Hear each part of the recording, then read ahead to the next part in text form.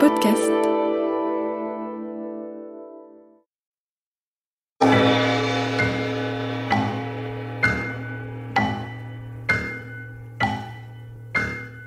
Les maîtres du mystère.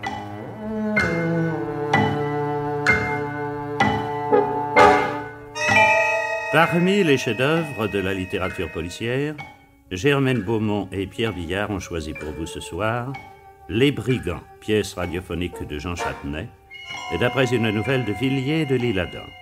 Avec par ordre d'entrée en onde, Arlette Thomas, Roger Carrel, Jacques Illing, Claude Bertrand, André Var, Marie-Jeanne Gardien, Maurice Chevitte, Yves Duchâteau, Henri Labussière et Gaëtan Jor.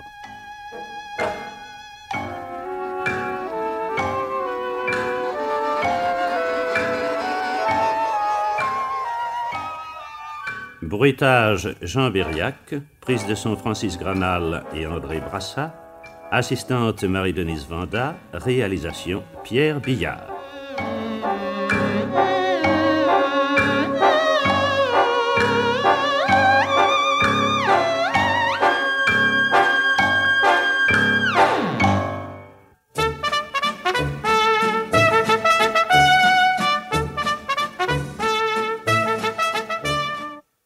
Fulbert, Mon enfant. c'est encore loin. Ah, je n'en sais fiche-toi rien. Peut-être une lieue, peut-être plus. Les nuits d'octobre sont bien belles en Gascogne. On se croirait encore en juin. Tu ne trouves pas cette nuit superbe, Cordélia? Oh, c'est difficile de trouver la nuit superbe quand on marche depuis le petit jour, Fulbert. Les routes de Gascogne sont aussi dures au talon que celles de Picardie. Oh, je suis fatiguée. Quand j'ai fait la retraite de Waterloo avec l'empereur, Cordélia, nous nous sommes traînés 6 jours et 6 nuits dans la poussière, sans même nous asseoir pour manger notre pain. Quand nous nous sommes arrêtés à Fontainebleau, nos souliers n'avaient plus d'autre semelle que la plante de nos pieds. 6 jours et 6 nuits, Cordélia. Vous aviez tellement peur. Non, nous n'avions peur de rien, mon enfant. Nous avions déjà fait la retraite de Russie dans les pires conditions. Oh, ne me parle pas de la Russie. Ah, pauvre enfant, je te revois encore. Quand mon régiment t'a recueilli sur les bords de la Moskova. Malheureuse orpheline. Tu n'avais pas écouté les histoires horribles que tes compagnons colportaient sur les soldats de la Grande Armée. Tu nous as suivis sans crainte, sans une larme. Et tu parlais le français mieux que nous. Mon institutrice était de Saint-Quentin, elle s'appelait Mariette. Oh, mes parents avaient les moyens. C'était avant votre passage. Oh, Fulbert, mon cœur se fond. Où est mon village natal à présent? Où sont ma taïga et mes bois de bouleau sous la neige de printemps? Où est le beau lieutenant de grenadier qui m'a séduite sur les bords de la Moskova? À présent, me voici la compagne d'un violonneux sans avenir qui court les routes de France pour vendre sa musique dans les noces et les banquets. Oh, pauvre de moi! Oh, tu es injuste, Cordélia. J'ai eu des revers de fortune, c'est vrai. Mais l'empereur lui-même en a connu de plus grave, ne l'oublie pas. Ça te console? Mais en un sens, oui. Ma carrière militaire n'était pas trop bien partie, tu sais. Je me suis engagé dans la Grande Armée au moment où elle commençait à perdre toutes les batailles. Je ne peux même pas dire que j'ai fait des campagnes, je n'ai fait que des retraites. Je ne me sens donc nullement déshonoré de gagner mon pain en jouant du violon. Je manie même plutôt mieux l'archet que le sabre. C'est moins lourd. D'ailleurs, j'ai reçu une excellente éducation, tout comme toi, c'est le principal. J'ai été même un des premiers en France à passer avec succès l'examen que l'empereur avait inventé, le baccalauréat. Alors. C'est lui qui a inventé ça? Ah, c'était un sacré bonhomme. La preuve, c'est que même les Anglais nous l'envient. Comment s'appelle le pays où il y a cette noce après-demain? Pibrac. C'est un joli nom, n'est-ce pas? Ça tient de l'oiseau et du coup de fouet. Arrêtons-nous un peu. Laisse-moi m'asseoir sur le talus. Non, ça va nous retarder, mon enfant. Non, il faut que j'arrive en avance si je veux être engagé pour cette noce. La concurrence est nombreuse par ici, tu le sais comme moi. J'ai mal aux pieds. Ah, quand je faisais la retraite d'Espagne, Cordélia, mes pieds envoyaient d'autres. Mais viens t'asseoir près de moi, Fulbert. Mais allons, écoute, tu n'as aucun Prussien, aucun Cosaque, aucun Espagnol à tes trousses cette nuit. Bien au frais dans l'herbe, là, je trouve que c'est une belle nuit. Viens donc t'asseoir. Viens. Non, je craindrais de m'engourdir. Non, je préfère rester debout. J'ai encore du pain et du fromage de Sainte-Nathalène. Tu as faim? Ah. Tiens. Allez, ma foi, je ne vais pas faire de manière, tiens. Ah. Merci. Ah, en échange, je t'offre un coup de ce petit vin de pays. C'est à la clarté des étoiles qu'on en goûte mieux le bouquet. Oh, merci, Fulbert. Oh, il est fameux. Dès que je suis assise, d'ailleurs, le pays commence à me plaire. C'est la route qui me tue. Pourquoi devons-nous toujours courir d'une ville à l'autre sans nous arrêter un mois ou deux quand le pays nous plaît? Ah, c'est le métier qu'il veut, Cordelia. Ah, je voudrais me reposer dans un pays comme celui-ci. Et dans une maison à moi. Cordelia, l'empereur m'a dit un jour... Marche ou crève. Et depuis, je ne me suis jamais arrêté. Oh, écoute. Écoute, voilà quelqu'un sur la route. Oui. Ma foi, oui. Quelqu'un qui vient de Pibrac et qui se dirige vers Nérac, ça m'en a tout l'air. Ah. À cette heure-ci, ça n'est sûrement pas un poltron. Demande-lui si on est encore loin de Pibrac. C'est une idée. Oh là! Oh là, l'homme! Eh ben, approche! Qu'est-ce que c'est? Mais approche! J'ai quelque chose à te demander. Oh, ne reste pas planté là comme si tu voyais quelqu'un tomber de l'étoile polaire. Alors, aurais-tu peur? Oh, regarde-moi de plus près. Ai-je donc si mauvaise mine? Est-ce que vous viendriez de Pibrac par hasard, mon brave? Oui, non, n'approchez pas, ne me touchez pas. Je suis Chardon, le bedeau de Nérac. Je ne fais de mal à personne. J'ai une femme terrible, une belle-mère impotente, 6 enfants et un autre qu'on attend. Mais qu'est-ce que tu veux que ça me fasse? Vous venez de Pibrac, monsieur le bedeau? Mais non, pitié. Voilà ma bourse. Mais... tout ce que j'ai sur moi. Oh, je vous jure, tout. Laissez-moi la vie, pour l'amour du ciel. Hey! Oh! Hey! La vie revient! Mais reviens donc! Mais... Oh! Oh, ma parole, ce bedeau croit ouvert le diable à ses basques. Mais qu'est-ce qui m'a fichu un froussard pareil? C'est sa manière à lui de faire une retraite, Fulbert. Tiens, voyons ça. Ah, mais oui. C'est bien sa bourse qu'il a jetée à mes pieds, le malheureux. Faut-il que mon aspect soit repoussant? Oh, ben il ne s'est pas moqué de nous, hein? Les bedeaux gascons sont plus riches que leurs confrères du Nord, apparemment. Eh ben, dis donc, il y a là-dedans de quoi nous permettre de passer quelques instants agréables dans la meilleure auberge de Pibrac. Enfin, si elle nous convient. Comment tu vas garder cet argent, Fulbert? Non, on ne rend jamais ce que l'ennemi abandonne sur le terrain, mon enfant. C'est une vieille tradition chez les grenadiers, aussi ancienne que la grenade. Franchement, Cordelia, moi, un ancien brave de la Grande Armée, tu me vois en train de courir après un bedeau?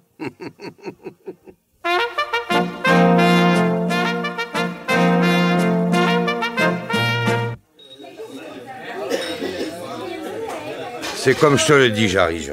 Depuis 1815, Nérac somnole, Nérac se congestionne, Nérac se pétrifie. Et avant, c'était les révolutions, les terreurs, les empires. Ça allait, ça venait, ça donnait du mouvement et ça stimulait les affaires. Maintenant, bien sûr, on a la restauration. On est tranquille. Eh oui, on a la paix. On se mange le cochon en famille, on se boit le vin entre amis au poisson couronné après souper. Eh, Rosette, remplis un peu le verre de Jarige et le mien, la langue nous pèle. Voilà, monsieur Bayardou. C'est vrai qu'il fait une chaleur avec tout ce monde ce soir. Ouais. Ah, Versedru, il faut que ça dépasse un peu le bord du verre sans sauter par-dessus. Comme ça, monsieur Bayardou. Magnifique, Rosette. Oh, vous en dites plus que vous ne pensez, monsieur Bayardou. Ça, je te jure bien que non, petite. Si je te disais tout, la couleur te monterait jusqu'aux cheveux. Et ma femme m'arracherait les derniers qui me restent. Elle est rusée, cet enfant, hein, Jarige? Ouais, je l'ai connu de plus rusé qu'elle, malgré tout. Oui. À ta santé, Bayardou. À ta santé, Jarige. Où en étais-je? Tu me disais qu'on manquait de mouvement, hein, Nérac. C'est ça. Je te disais qu'on commençait à s'embêter. Ouais. On est tranquille, on a la paix et on s'embête. Hein. C'est comme une palombe en volière, tiens. Personne ne cherche à lui faire du mal. Elle les nourrit mieux que la reine. Enfin, elle a tout ce qu'il lui faut pour être heureuse. Eh bien, tu lui demandes ce qui lui ferait plaisir, elle te répond qu'elle préférerait retourner dans les bois où l'attendent le froid, la famine et les bêtes féroces. Eh bien voilà, Nérac, c'est la palombe en volière. Je dis ça à ma femme, elle me traite de citrouille apoplectique et d'énergumène. Et elle ose te traiter de tout ça? Ça glisse. Je prends ma canne, mon chapeau et je fais un tour jusqu'au poisson couronné, le temps qu'elle se calme. Non, et ce que je viens de te dire à propos de Nérac, Jarige, il n'y a pas qu'à Nérac. C'est partout pareil. Tiens, mon cousin Gravouille. Gravouille, ouais. Oui, Il a son fils à Paris pour les études. Ouais. Eh bien, le petit lui écrit que c'était pareil, même là-haut. Ils appellent ça le mal du siècle, il paraît. Le mal du siècle. Eh oui, ils s'ennuient tellement qu'ils se battent dans la salle de la Comédie Française. Comme ça, on ne sait même pas pourquoi. Le mal du siècle, c'est bien une invention de là-haut. Hein. Oh, malgré tout, moi, ils m'ont jamais beaucoup épaté, les Parisiens. Et moi, j'arrive. Ce mal, je l'ai. Toi? Oh, me fais pas rire. Voyez-vous. Oh, qu'est-ce qui arrive?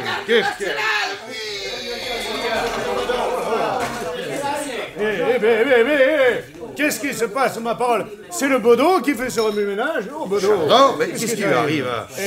Eh là-haut, mais il se trouve mal. Et on dirait bien, oui. À boire, je vais passer. Et il va passer sans avoir rien dit. Donne-lui vite à boire. Zouvre, Rosette. Oh, cette vierge, c'est vrai qu'il a l'air bien malade. Et tiens-lui la tête, petite. Là, Chardon. là, Baudot, bois tranquillement. Tu as l'éternité devant toi. Ah, tenez, regardez. Il a le sang qui lui remonte à la figure. Ça va déjà mieux. Ça va mieux, Chardon? On te demande si ça va mieux. Oui, ça va mieux. Oh, voilà, alors reste assis, les pieds calés. Rosette va te servir un autre verre et tu vas nous raconter ce qui t'est arrivé. Ce qui m'est arrivé, vous tenez à le savoir? On aimerait, ou alors si tu as eu seulement un malaise. Écoutez-moi. Mais s'il y a dans cette salle des esprits craintifs, il vaudrait mieux qu'ils s'en aillent. Car ce que j'ai à dire est horrible à entendre. Alors dis vite. Allez, dis. Mesdames et messieurs, je viens d'être attaqué par des brigands. Des quoi? Des brigands! Des spadassins, des bandits de grand chemin. Oh Dieu du ciel. Mais c'est pas possible, des brigands, mais où? Où? Oui, où tu as été attaqué? Où? Sur la route, il y a une demi-heure en rentrant de Pibrac. Mais autant dire à notre porte. Des brigands en Irak? Bois encore un coup, Chardon, et raconte un peu comment ça s'est passé. Bois, mamie. Vous voulez? Oui. Et bien sûr on veut. Tu crois pas qu'on va te payer à boire pour que tu restes sans rien dire, non? Bon. Alors écoutez bien. Écoutez-le. J'étais allé à Pibrac ce matin pour régler une affaire avec mon cousin Antoine. Il tient, comme vous savez, l'auberge des Trois Léopards, qui est à Pibrac. Qui est à Pibrac ce que le poisson couronné est en Irak. Autrement dit, la seule auberge digne de ce nom. Ah, merci, Chardon, tu me fais plaisir. Je dis seulement la vérité, Rosette. Rien que la vérité. Oh, allez, Je venais de conclure le marché avec le cousin Antoine à propos d'un lopin qui voulait m'acheter. Un lopin avec de la vigne et 3 pruniers de Reine Claude. On avait discuté toute la journée, on avait dîné, soupé, bu et rebu, assez pour parler sans rien dissimuler aux partenaires. Alors À 8 heures ce soir, tout était fini. Le cousin Antoine m'avait payé rubis sur l'ongle et ma bourse se portait quasiment aussi bien que mon estomac. Quand je suis sorti des Trois Léopards, la nuit était tombée. J'ai pris le chemin du retour d'un pas allègre plein d'insouciance comme toujours. Et quand je suis arrivé près du calvaire au carrefour, où prend la route de Flaviac quand on vient de Pibrac en allant vers Nérac, il faisait de plus en plus nuit. C'est donc à la nuit noire que je les ai aperçus. Eux-mêmes. Et comme tu as fait pour les apercevoir si la nuit était noire, comme tu dis? Les étoiles reluisaient assez pour me les éclairer, j'arrive. Ah bon? Ils étaient beaucoup? Il y avait d'abord un homme, un gaillard immense. Je pourrais dire un géant. Plus grand que moi? Oh oui, bien plus. Qui est sorti de la route comme un diable à 2 doigts de mon nez pour me crier « Halte! Ou tu es mort! » Il a dit ça? Mais elle est horrible ton histoire, Chardon. Je t'avais prévenu, Rosette. Alors, comment il était fait, ce géant? Oui. Ce géant portait un feutre à large bord, une sorte d'énorme tromblon en bandoulière, et me soufflait au nez une haleine qui empestait le fromage de Saint-Nathalie. Oui, c'est bon. Instinctivement, j'ai fait un pas en arrière. Une autre voix me dit alors « Ne bouge pas ou tu perds la vie. » Cette voix, messieurs et mesdames, était une voix de femme. Non. Si. Et en détournant mes yeux de l'affreux personnage qui se tenait devant moi, j'aperçus en effet, assise au bord du talus, Une femme d'une beauté diabolique. Pas possible. Dans la nuit noire. Elle était si belle et si diabolique, Jarige, que la nuit elle-même s'écartait autour de son visage. Et ma parole, Jarige le Bedeau, il doit lire Victor Hugo entre ses Angélus. Alors, Chardon, et cette femme? Elle avait des cheveux dorés comme le vin de Mésignac et 2 yeux transparents qui me glaçaient les moelles. Et autour d'elle, sur le haut du talus, je distinguais plus de 25 brigands abominables. 25 brigands? Qui me dévisageaient en ricanant. La suite a été brève, hélas. Profitant de mon désarroi, le géant planté devant moi m'a saisi à bras le corps, a plongé sa main dans ma poche secrète et en a arraché la bourse que le cousin Antoine venait de garnir comme il fallait. Oh, peu cher. Après quoi, toute la bande a disparu à la façon d'un brouillard sous la brise. Disparu? Évanoui, Rosette, envolé, et ma bourse avec eux. Dis, Chardon, ces brigands, tu les as cherchés après le guet-apens? Chercher, ah oui, je tiens. Tu les aurais vus d'aussi près que je les ai vus, tu n'aurais pas eu envie de les revoir de sitôt. Même pour retrouver la bourse? Même pour retrouver le trésor de Barberousse, Rosette. Aussi vrai que ce verre est vide. Et bonsoir la compagnie. Le gendarme. Le gendarme. Ah, voilà le gendarme. Juste l'homme qu'il nous fallait. Oui, c'est vrai, Arrive c'est un vrai. peu, Bouzig. Chardon t'apporte du travail. Travail, on me dit attention, hein. Est-ce que c'est une heure pour faire travailler un gendarme? De toutes les façons, je ne peux pas intervenir avant le lever du soleil. Ah, ne ris pas, Alors, Bouzig, mais hein. pourquoi? C'est une affaire sérieuse. Ah, mais qu'est-ce qui est arrivé, dites? Je viens d'être attaqué par des brigands sur la route de Pibrac, Bouzig. Des brigands? Des brigands. Oh, voilà une catastrophe, dit. Oh, Rose, ça m'a vite en verre. Et toi, Bedeau, raconte un peu. C'est une histoire horrible, Bouzig. Oh, dites, tu me fais peur. Figure-toi que j'étais allé à Pibrac ce matin. Ouais. Lorsque tout à coup... Toi, Jarige, qu'est-ce que tu en penses de son histoire au Chardon? Oh, malgré tout, je m'attendais à quelque chose de plus formidable que ça. Oui, tu crois vraiment qu'il s'est fait dévaliser par des brigands? Mais, et toi? Et moi, je crois que ce serait trop beau. Des brigands en Irak, t'imagines? C'est pas possible. Alors, il se moquerait de nous? Je dis pas ça. Pour moi, il exagère, simplement. Et qu'est-ce qui te le fait penser? Tu te souviens de ce violonneux qui est passé en Irak ce soir avec une femme blonde habillée comme une créature? Et je les ai pas vus, j'étais au jardin. Ah ouais. Moi, je les ai croisés en rentrant dans la rivière. Ils m'ont demandé la route de Pibrac et ils sont partis dessus. Tu connais le Bedeau comme moi, Jarige. Il est si poltron qu'il croit voir les Cosaques dans nos vignes dès qu'il aperçoit un cavalier à la tombée de la nuit. C'est possible, ça. Maintenant, suppose qu'il ait rencontré mon violonneux à la nuit noire sur la route de Pibrac. Ouais. Suppose que mon violonneux lui demande quelque chose. Quelle heure il est ou quelle taille il fera demain. Ouais. Eh bien, je te parie que Chardon croit voir aussitôt Cartouche et Mandrin en train de l'égorger. Il jette la bourse et se sauve jusqu'à nous sans respirer 2 fois en chemin. Oui, on peut croire que c'est ça qui est arrivé. Et pourtant, Jarige, il n'y a que nous pour le croire. Regarde nos concitoyens, regarde les bons bourgeois de Nérac. Et pense à ce que je te disais tout à l'heure. Voilà 2 fois que le Bedeau raconte son histoire. Et déjà 3 fois que le gendarme vide son verre, tant il s'échauffe à l'écouter. Ils écarquillent leurs yeux comme si on leur racontait que l'empereur s'est échappé de Sainte-Hélène à la nage et qu'il va venir chez nous remonter la grande armée. Et les brigands, ça les chatouille, Jarige. Ça les démange, ça les fait trépigner, c'est magnifique. Il faut pas laisser filer une occasion pareille. Tu sais ce qu'on va faire? Non. Alors, gendarme, qu'est-ce que tu dis de ça? Eh ben, il faut que je réfléchisse un peu à la question. Ça me paraît bien compliqué. Compliqué? Ouais. Une troupe de brigands vient d'arriver pour dévaster la région et je me suis trouvé leur première victime. Eh ben, ça me paraît pas compliqué du tout. Il ne s'agit pas de ça, Chardon. Il y a les tenants, les aboutissants, les quoi? conséquences et les déprédations. Tout le diable à 4, quoi. Et ça, c'est mon métier. Rosette, toi-même, qu'est-ce que tu en penses? Je pense cette nuit le Bedeau attaqué sur la route et demain à qui le tour? Ouais, demain, ouais. Et vous, monsieur Bayadou, en qualité de conseiller municipal, vous avez une opinion? Vous voulez que je vous dise mon sentiment tout franc, sans rien cacher? Oui, Sans rien cacher, monsieur Bayadou. Eh bien, mes pauvres amis, ce que je craignais depuis quelque temps est arrivé. Dites. C'est un nouveau coup de la terreur blanche.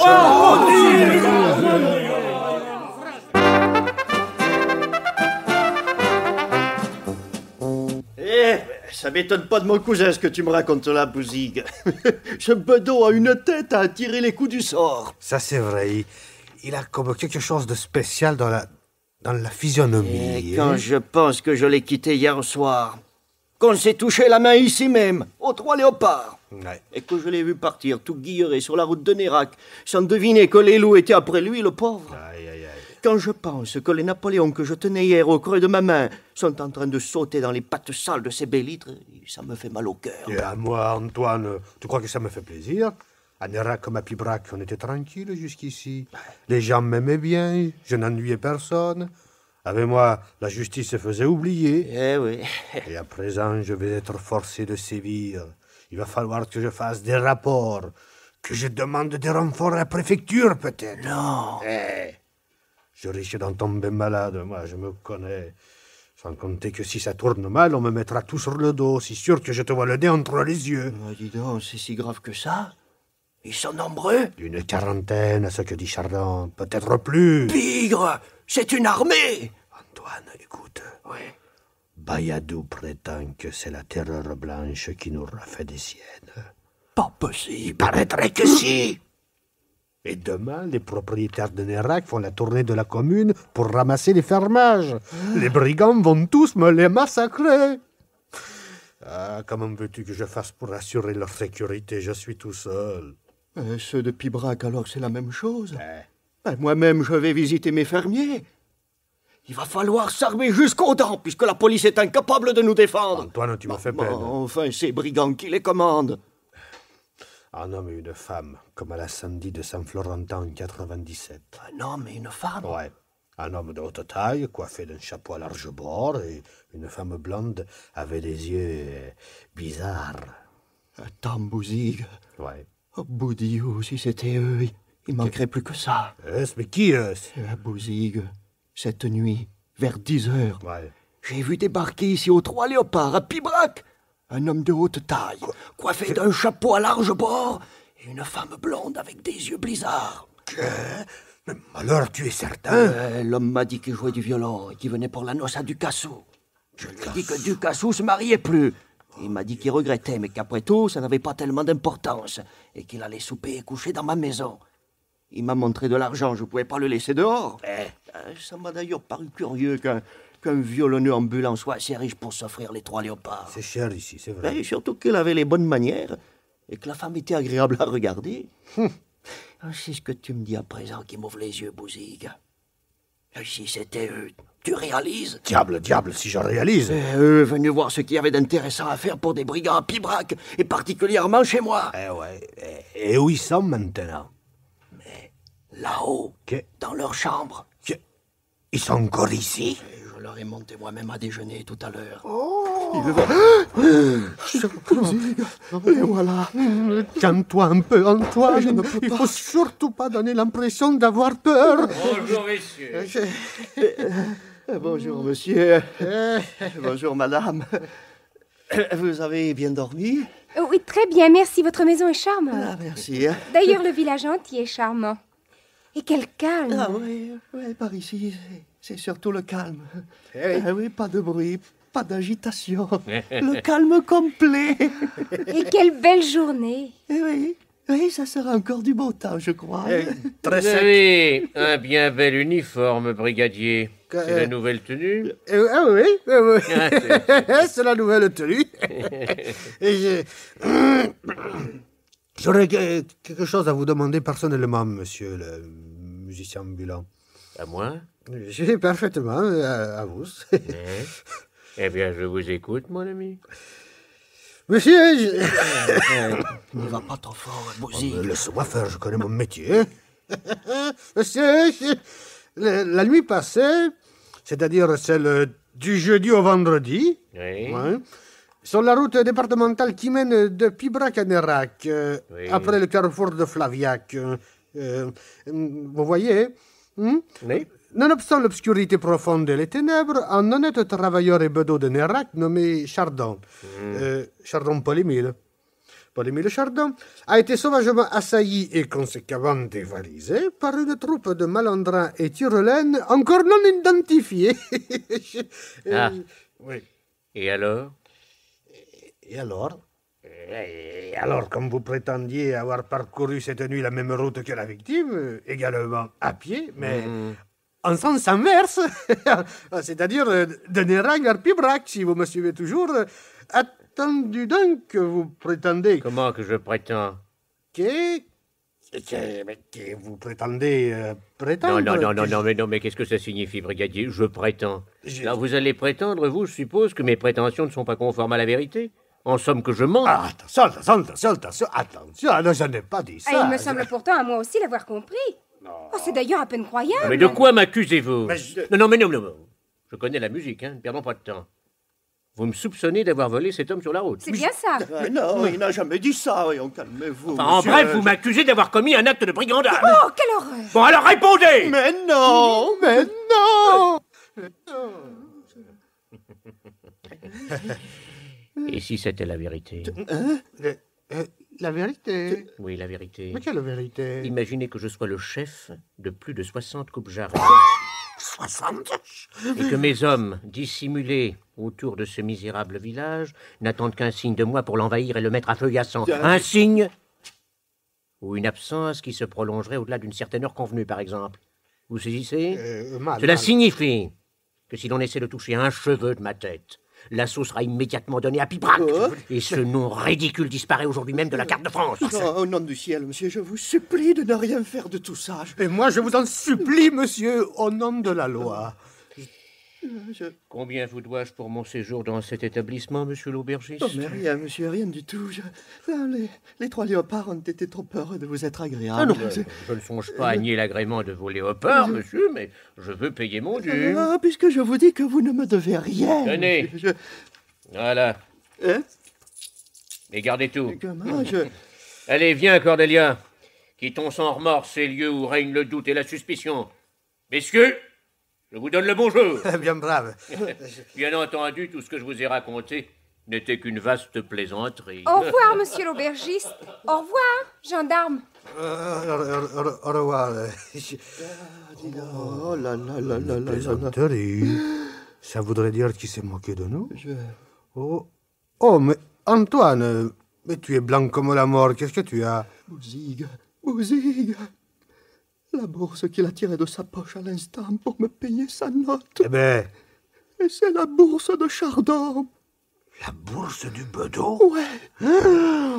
Oh, par exemple.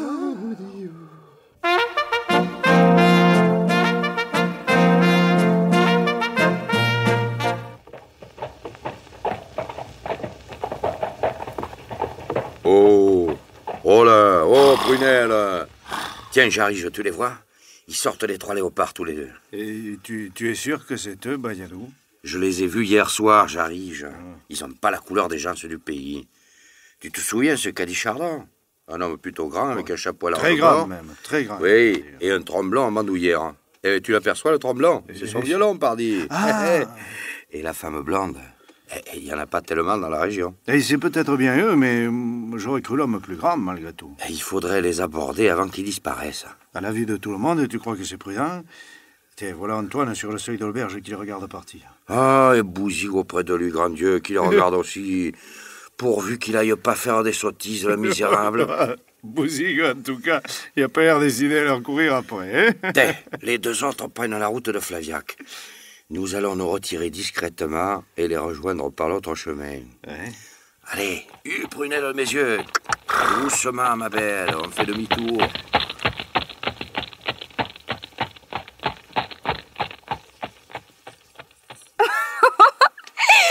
Fulbert, la tête du Pandore. Oh, j'ai cru mourir. Il aurait avalé son sabre qu'il n'aurait pas été plus inquiet, le pauvre. Oh, pourquoi lui as-tu raconté toutes ces balivernes? Oh, bah, il m'énervait avec son gros air soupçonneux et ses discours de gendarme, là. N'aurait été capable d'insinuer que j'avais détroussé le bedeau, ma parole. Et l'aubergiste qui voulait pas de ton argent? Oh, s'il avait pu deviner de qui tu le tenais, il serait tombé raide, le malheureux.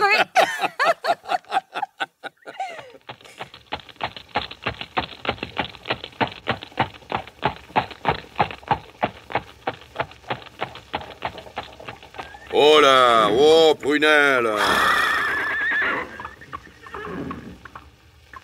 Excusez-moi, monsieur, et vous aussi, madame. Oui. Vous vous souvenez de moi, peut-être? C'est moi qui vous ai indiqué la route de Pibrac hier à Nérac. Ah oui, en effet, je vous remettrai bien, oui. Mon nom est Camille Bayadou, et voici mon ami Fernand Jarige. Nous sommes tous deux conseillers municipaux de Nérac. Eh bien, enchanté, messieurs. Je suis pour ma part Fulbert Nicolas, ex-lieutenant au grenadier de la garde, et aujourd'hui violon pour noces et banquets à la suite de certains avatars. Ma femme ici présente est d'origine slave et se prénomme Cordelia, fille du prince Platon Semyonovitch Soumikin. Puis-je connaître le nom de votre cheval? Cette jument s'appelle Prunelle, monsieur. Allons donc. Auriez-vous l'amabilité de nous accorder quelques instants d'entretien, s'il vous plaît? Ma foi, je vous écoute. Il serait peut-être plus agréable de nous mettre à l'abri dans ce petit bosquet. Le soleil est bien méchant ces jours-ci. Oui, tu as peut-être raison, Bayadou. Eh, comme il vous plaira, messieurs. Tu ne crains pas qu'ils aient de mauvaises intentions? Je ne crains rien ni personne, mon enfant. Eh bien, messieurs, de quoi s'agit-il? Eh bien, monsieur, voici l'affaire en 2 mots. Le bedeau de Nérac, nommé Chardon, prétend avoir rencontré la nuit dernière sur la route de Nérac à Pibrac une troupe de brigands qui l'a dévalisé. Oui, je sais, oui. Le gendarme m'en a déjà parlé à l'auberge tout à l'heure. Ah, le gendarme? Oui.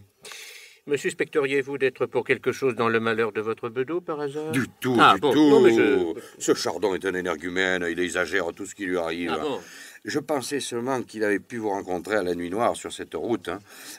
Prendre peur, vous jeter sa bourse et filer comme un Oui, zèbre. vous, de votre côté, vous n'y auriez été pour rien. Pas plus que madame, d'ailleurs. Et en supposant que ce soit arrivé? Oui, enfin, une pure supposition. Cordelia, ma femme, suppose, messieurs, je vous prie de noter. Mais bien sûr, monsieur. On est là tous les 4 seulement pour supposer, d'ailleurs. Bien sûr. Avez-vous, de votre côté, rencontré des brigands sur cette route la nuit dernière? Et aucun. Ah, Donc, ces brigands n'existent que dans l'imagination du bedeau. j'ai toujours pensé, Bayadou. Pourtant, monsieur, après le récit terrible de Chardon, le pays entier est persuadé qu'une troupe d'au moins 40 brigands s'est abattue sur le voisinage. Ah, Fulbert a même laissé entendre aux gendarmes qu'ils étaient 70. Aux gendarmes? Oui, ce gendarme m'a commencé à m'agacer. Il me prenait ouvertement pour un écorcheur et je n'avais aucune raison de le détromper. Au contraire, d'ailleurs, je me suis amusé à lui faire croire que la vérité était encore plus noire qu'il ne l'avait prévu. Et il l'a cru? On serait pas tellement surpris. Et l'aubergiste l'a cru, lui aussi. Ce n'est pas impossible. Magnifique. Ah, monsieur, vous êtes une bénédiction pour ce pays. Que dis-je, une bénédiction? Une providence. Ah, mais voilà qui est étonnant, Oh, dites. pas si étonnant que ça, malgré tout. Il faut vous expliquer que ce pays est en train de mourir d'ennui, monsieur. Allons donc. Ouais. Les gens y sèchent sur pied faute d'exercice. Les enfants naissent la bouche grande ouverte, non pour crier comme des enfants naturels, mais parce qu'ils bâillent déjà dans le sein de leur mère en prévoyant l'existence qui les attendait. C'est la mort d'une civilisation, ça, monsieur. Aussi, quand on a entendu l'histoire du bedeau, Jarige et moi, on s'est dit, voilà ce qu'il nous faut. Les brigands, ça va nous réveiller le pays. On va enfin s'amuser, vous comprenez? Oui, écoutez, ma foi, à vrai dire... Il s'agit de laisser croire aux gens qu'il y a vraiment des bandits en train de rôder autour de Nérac et de Pibrac, et même de renforcer leurs croyances. Une énorme blague. Voilà ce que 2 conseillers municipaux vous demandent de les aider à mettre sur pied, dans l'intérêt de la santé publique. Oh, alors ça, c'est inouï. Une bonne idée, pas vrai? On l'a eu à la même seconde, Bayadou et moi. Non, mais alors, quelles seraient au juste mes fonctions, s'il vous plaît? Et voilà. Ça se passerait demain soir. Oui. Demain, les propriétaires qui habitent la ville vont faire la tournée de leurs fermes dans tout le pays, comme chaque année, pour ramasser l'argent des fermages. Ils ne rentrent jamais à Nérac avant la nuit. Donc, à la nuit tombante, vous vous posterez au bord de la route. Oui. Et quand vous verrez passer le char-à-banc qui ramène tout le monde en ville, vous ferez l'attaque des brigands. Oui, bon, enfin, s'ils sont armés, ça peut devenir dangereux, ça. Nous serons nous-mêmes parmi eux. Nous donnerons les premiers signes de panique. Les autres sont peureux comme des lièvres. Ce sera de suite la débandade. Le principal est de leur faire passer une nuit à courir la campagne. Pour la suite, ne craignez rien, je me charge de tout arranger. Alors, Qu'est-ce que vous en pensez? Oh, dis oui, Fulbert, on va s'amuser comme des fous. Eh bien, mon Dieu, je voudrais d'abord soulever la question des honoraires. Voyons, 60 francs, ça irait? 80, ça irait encore mieux. Nourri et logé pendant 2 jours. J'arrive. Ah ben, c'est toi qui as eu l'idée, tu vas pas reculer devant la dépense, maintenant, hein? C'est bon, top est là. À présent, je vais vous expliquer notre plan de bataille.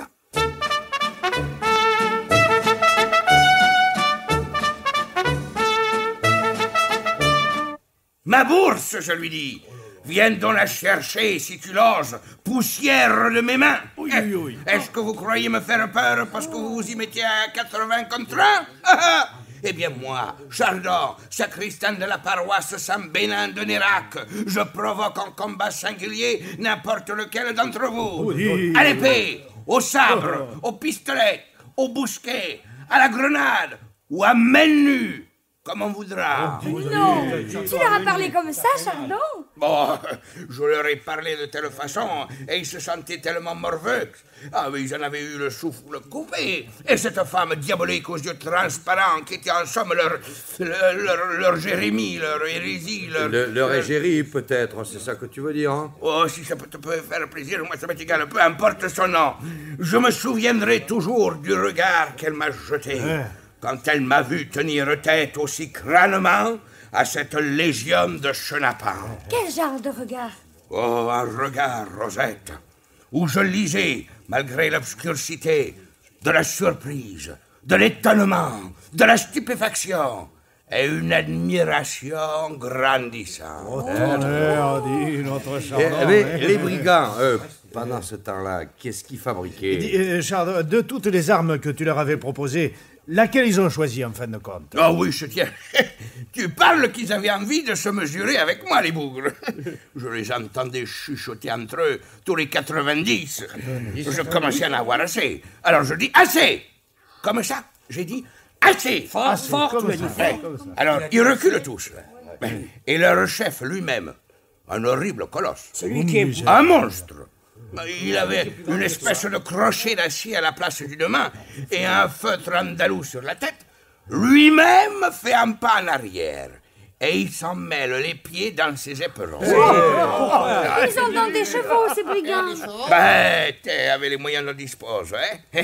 Et tu voudrais quand même pas qu'ils aillent à pied, non? Bon, me coupez pas tout le temps, je m'y perds. Non, allez, on t'écoute. Tu dis assez, Donc, je dis assez. Alors, le chef fait un faux pas en arrière et il tombe sur son cul. Le chef. Le colosse. Et il reste planté en me jetant des regards suppliants. Excusez-moi, Chardon. Oui. Excusez-moi, mais ce n'est pas tout à fait ce que tu m'as raconté hier soir. Pardon? Plaît-il? Oui. Et tu... Laisse-le donc s'expliquer, gendarme. Hier au soir, Chardon venait d'affronter un danger affreux. Oui. Il était encore sous le coup de l'émotion quand il est arrivé ici. pas dit. Ce terrible événement était encore trop récent pour qu'il s'en souvienne en détail. Vous venez justement de dire ce que j'allais lui répondre, monsieur Bayadou, au gendarme. Non, mais écoutez-moi. Hein? Il faut que je fasse mon rapport et ça n'est pas facile, un rapport de gendarmerie. Je vous le garantis. Alors, si en plus la victime raconte autre chose toutes les 10 minutes, je ne sortirai jamais. Et alors? T'es pas payé pour travailler, gendarme de mon cœur? Oh, Rosette. Pourquoi est payé le gendarme sinon pour faire des rapports de gendarmerie, hein? Oh, mais dites, en voilà assez, hein? Je suis payé pour faire régner l'ordre et respecter la loi. Compris? Donc, je dis donc, Chardon, j'exige des précisions, tu m'entends. Et alors? Combien ces brigands sont-ils exactement? Une centaine au bas mot. Cette vierge, il y avait des chevaux. Mais hier soir, Chardon, tu disais 25. Ah, je me suis souvenu des autres après, depuis, voilà, parce qu'ils se cachaient un peu. Une centaine. De toute façon, c'est beaucoup trop pour un seul gendarme. Ah ouais, ça dépasse les limites de ma compétence. Il faut que j'aille demander des instructions à mes supérieurs hiérarchiques. Quoi ça? Demain matin. Demain? Ah ouais. Eh voyons, tu y passes pas, Bouzigre. Demain, c'est la collecte des fermages. Il faut que tu viennes avec nous. Ah, c'est la collecte des fermages. Demain, oui. C'est vrai. Monsieur Bayadou, vous êtes sûr que vous avez besoin de moi? Ah, mais oui. Ah ouais. S'il y a 100 brigands sur les routes, on va pas se déplacer avec tout cet argent sans notre gendarme, quand même. Ah! Excusez-moi, mais pour revenir à l'histoire de Chardon... Ouais. Tu disais tout à l'heure que le chef des brigands te jetait des regards suppliants, le cul par terre. C'est la vérité vraie. Et alors? Alors je me demandais pourquoi tu lui avais quand même laissé ta bourse. Et... Hein? Je lui ai laissé ma bourse, monsieur Jarige. Oui. Parce qu'il me faisait pitié.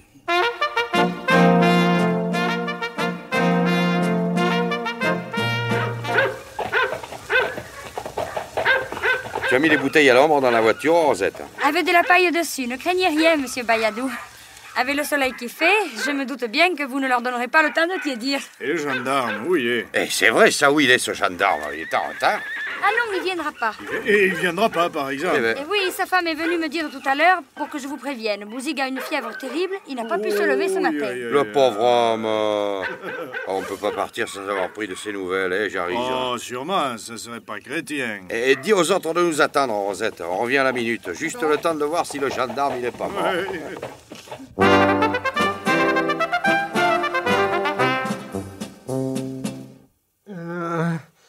Oui. Oh, mes amis. Eh bien, qu'est-ce qui t'arrive, gendarme? Hein? Je souffre. Je souffre horriblement. Et tu souffres de quoi? Je crois que c'est mes dents de sagesse, dites. Mon pauvre ami. Alors, comme ça, tu vas pas pouvoir venir avec nous, hein? Non. Oh, je m'en faisais une fête. Mais dans mon état, même s'il arrivait quelque chose, je pourrais... Quelque chose? Quel genre de chose? Mais quelque chose avait... Enfin, vous voyez ce que je veux dire. Quelque chose dans mon état, je vous servirai à rien. Vous comprenez? C'est pourtant pas l'envie de me lever qui me manque. Mettez... C'est surtout toi qui va nous manquer, Bouzig. Tu vas nous faire même sérieusement défaut. Qu'est-ce que vous voulez? On fait pas toujours ce qu'on veut. Hélas, non. Nous sommes bien peu de choses aux mains de la destinée. Eh bien alors, au revoir, Bouzig. Et soigne-toi bien, Je vais essayer, mais vraiment, le cœur n'y est pas. Adieu, gendarme. Au revoir, et peut-être... adieu. Oh, que j'ai mal.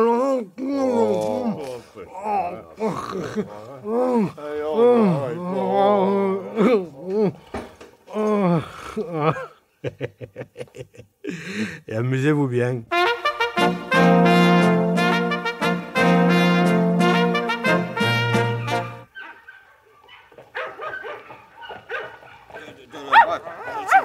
Bon, alors, tout le monde est là? Eh bien, ma foi, attendez voir, je crois bien, oui.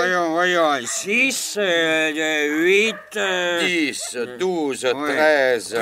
13? Oh, on est 13? Eh ouais, on est 13. Et 15 avec les chevaux, monsieur Jarige. Vous n'êtes pas superstitieux, au moins. Non, bien sûr. Mais quand même, j'aurais mieux préféré que le gendarme soit là. Alors, lequel d'entre vous ne reviendra pas?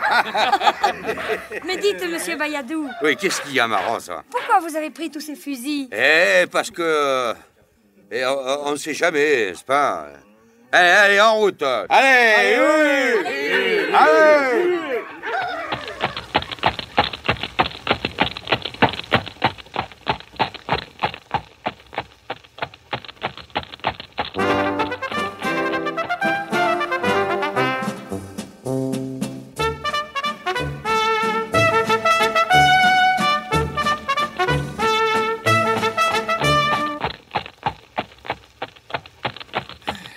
Et alors quoi, Jarige, tu n'as pas l'air dans ton assiette, hein?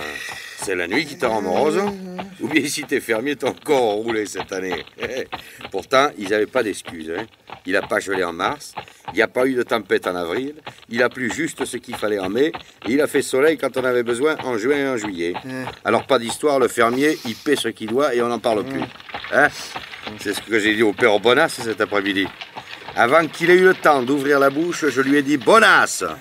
De toi à moi, il y a 25 ans que tu me racontes tes malheurs avec les larmes dans la voix. Pour une fois qu'il a fait beau toute l'année, tâche moyenne d'avoir la manière.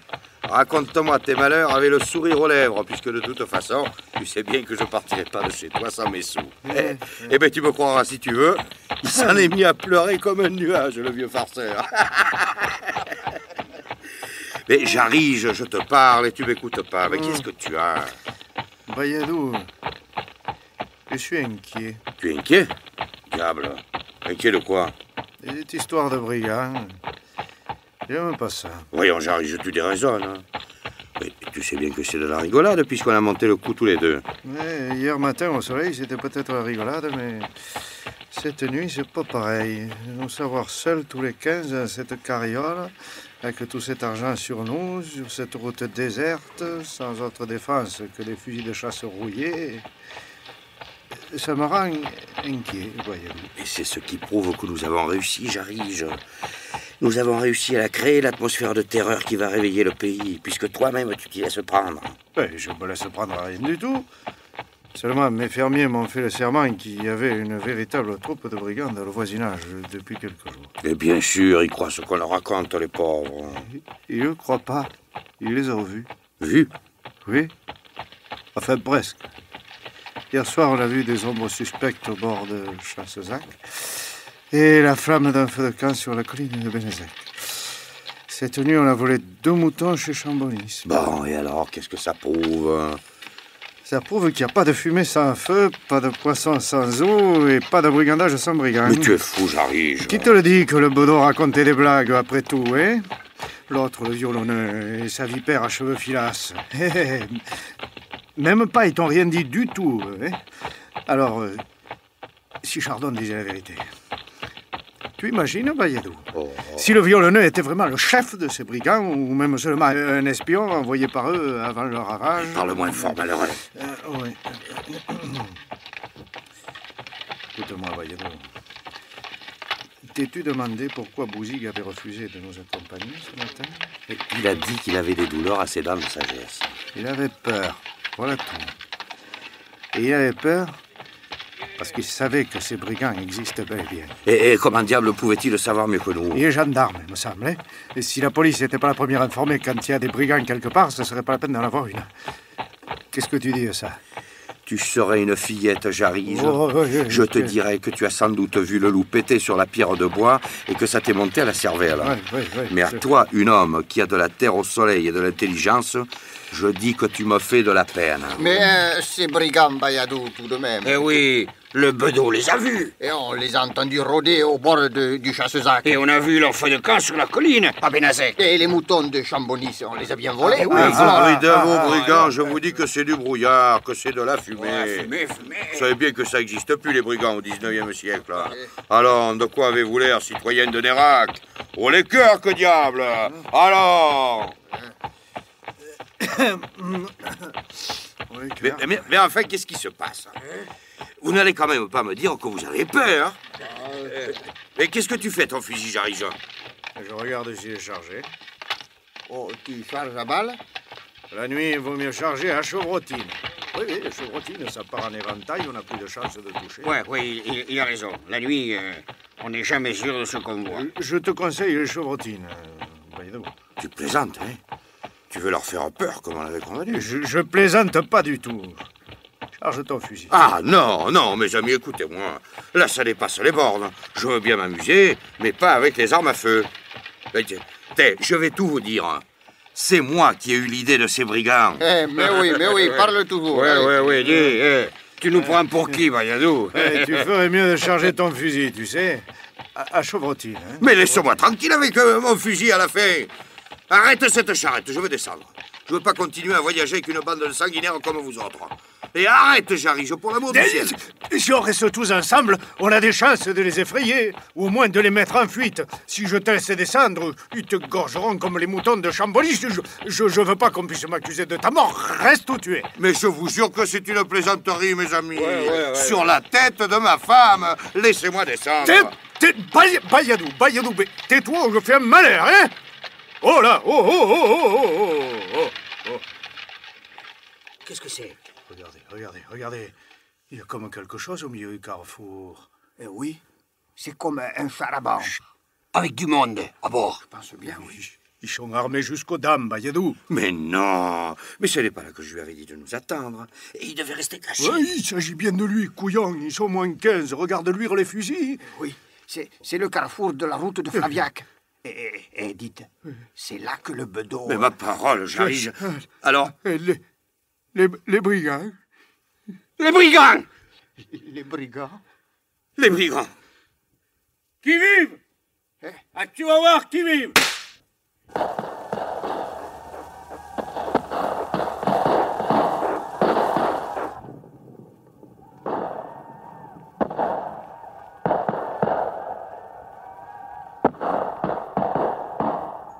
Qu'est-ce que ça veut dire, cette fusillade, Fulbert? Ma foi, mon enfant, je n'en sais rien. J'ai grand peur. Tu as grand peur qu'il n'ait pris peur des brigands pour de bon, et qu'ils aient organisé une battue pour s'en débarrasser. Tu as sondé le fond de ma pensée, Cordelia.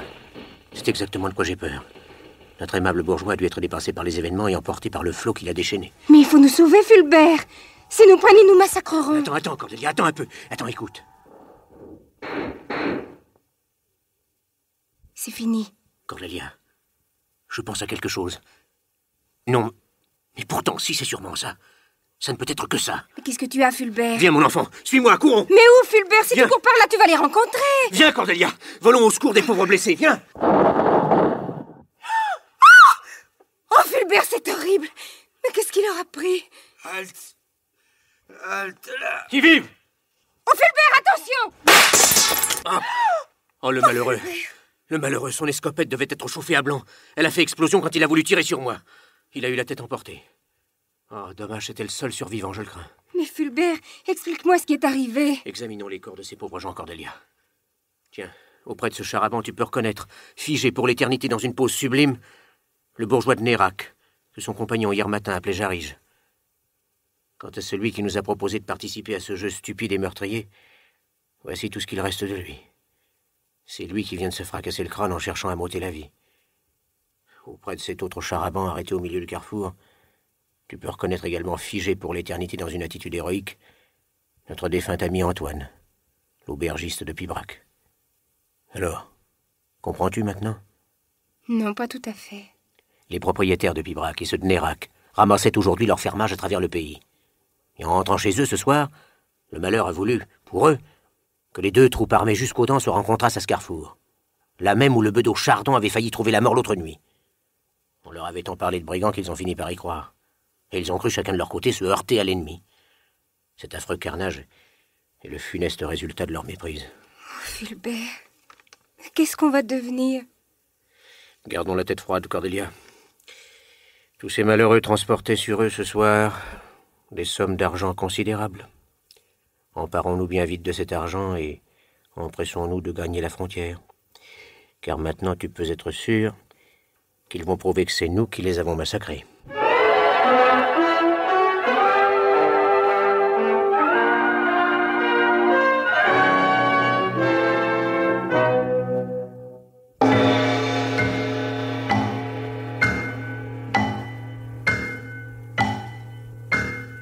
Les maîtres du mystère.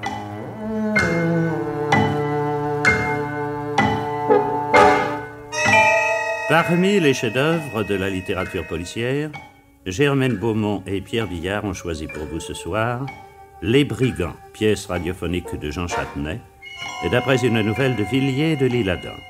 Avec par ordre d'entrée en onde, Arlette Thomas, Roger Carrel, Jacques Elling, Claude Bertrand, André Var, Marie-Jeanne Gardien, Maurice Chevitte, Yves Duchâteau, Henri Labussière et Gaëtan Jor.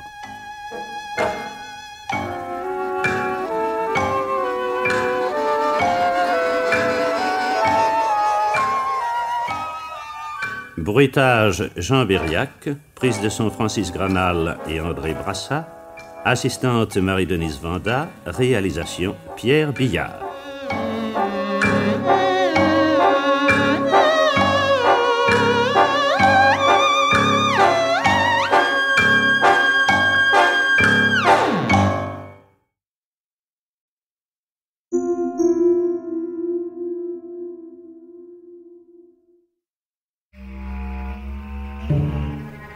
Marie Bénard a-t-elle empoisonné à l'arsenic son mari et 12 autres membres de sa famille? Voilà ce que vont tenter d'éclaircir avocats, enquêteurs, jurés, experts et contre-experts au cours d'une affaire qui passionne la France de 1952 à 1961. Pas moins de 3 procès seront nécessaires pour parvenir à juger celle que tout le monde surnomme alors l'empoisonneuse de Loudun. À travers les chroniques judiciaires de Frédéric Potcher, la star de la profession à l'époque, le podcast Les Archives du crime vous fera éprouver, à votre tour, les tourments de la justice dans l'une des plus fameuses énigmes d'empoisonnement du XXe siècle. L'affaire Marie Bénard est à retrouver chaque jeudi à midi dans le podcast Les Archives du crime sur toutes les plateformes d'écoute et sur podcast.ina.fr.